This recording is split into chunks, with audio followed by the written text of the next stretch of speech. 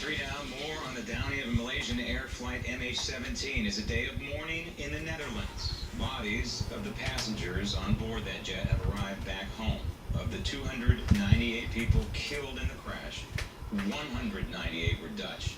Now, there is no direct evidence linking Russia to this crime. However, that's not stopping some Western countries from making that leap. In fact, there are now calls for tougher sanctions on Russia.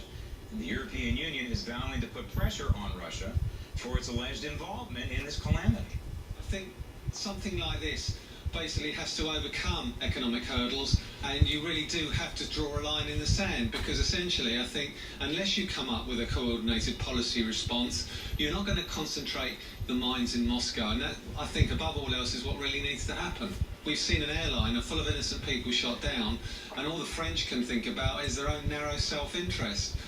Now, I think you can probably read that across a lot of EU policymakers, and I certainly think that's what's also tempering Germany's response.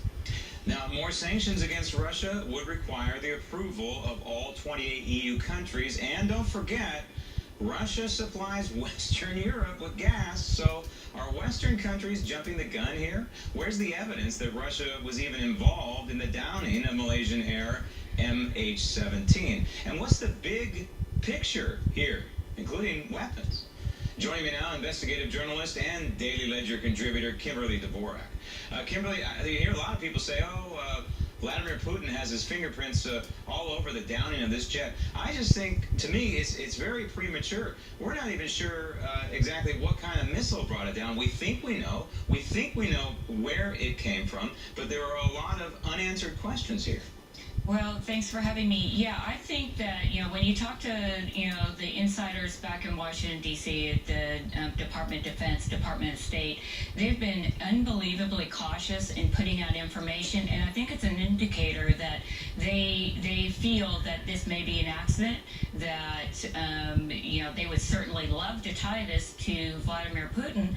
However, there has been absolutely no significant ties made public as of yet. So either they're trying to build a strong case against him because he is riding the world stage right now and he's doing very, very well around the world popularity-wise, or they think that the rebels in eastern Ukraine more than likely brought this plane down with no involvement from Moscow. The U.S. response, cold, generic. Is that because Obama is cold and generic? Or is it because he's trying to get the EU to handle this? Well, I think that he would like the EU to handle it, but I also think that you're seeing cries from the EU saying, well, where are you, America? What are you doing? Right. This has nothing to do with the United States. We didn't even really have anybody on board that plane. So it really resides as a regional matter so far, at least. And we're looking, we want the United States to step in on every single little calamity that happens. And I think what you're seeing is the bank's broke. We don't have any more money, and we don't have any ponies in this game whatsoever. And if we zoom out just a little bit and we look at what's going on in Ukraine, really, isn't it a proxy fight or war, if you will? Vladimir Putin versus Western Europe. Is that basically what's going on here? Vladimir Putin doesn't want Western Europe encroaching on the Ukraine, so he's pushing back, and that's one of the reasons why we have this conflict here. Well, I think that when you look at that situation, the folks that are running the Ukrainian government right now, they're oligarchs. A lot of them are neo-Nazis. So they're not a real savory bunch of characters themselves. And the Eastern Ukrainians, if you look back at history, it's where the Russians sent all their deviants Right. to go, work in the coal mines. So you're all sides here. Nobody's a real savory character here. So I think that our reserved approach right now in this country is the better approach. All right, so if we zoom out even more and we look at what happened with the pro-Russian rebels and getting their hands on this equipment, if indeed it was them that downed this airplane, is this not a warning for the United States in giving sophisticated munitions to countries, especially in the Middle East? Yeah, absolutely. When you look at this tragic error, I mean, we haven't received the air traffic controller tapes. We haven't nobody's, released any of the, black box info. So we're kind of at a, standstill here. But when you look at the actual weapon system that most likely brought down this plane, it requires 6 to 9 months of training.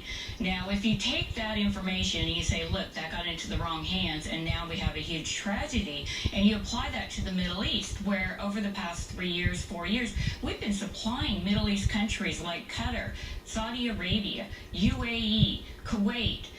We've been supplying them tens of billions of dollars worth of high-tech military arsenal in the form of Apache attack helicopters, F-16s, refueling capabilities, high-altitude defense systems, cargo planes.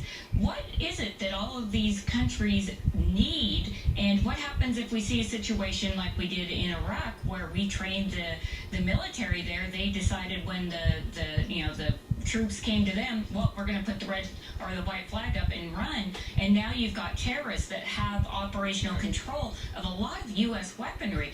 We're providing like Patriot missiles and things of this nature to these Middle Eastern countries. What's going to happen? Is there a plan in place here? So is it for their self-defense, or is it for something else?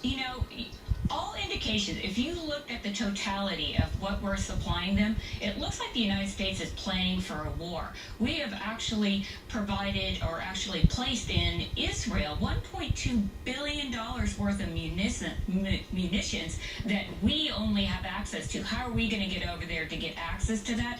And talking to experts in the field, it looks like we may be planning to go to war against Iran here in this situation, and that is going to be a very devastating effect in the region and the world. Iran would be the likely suspect. Kimberly, thanks. Thank you. Coming up next.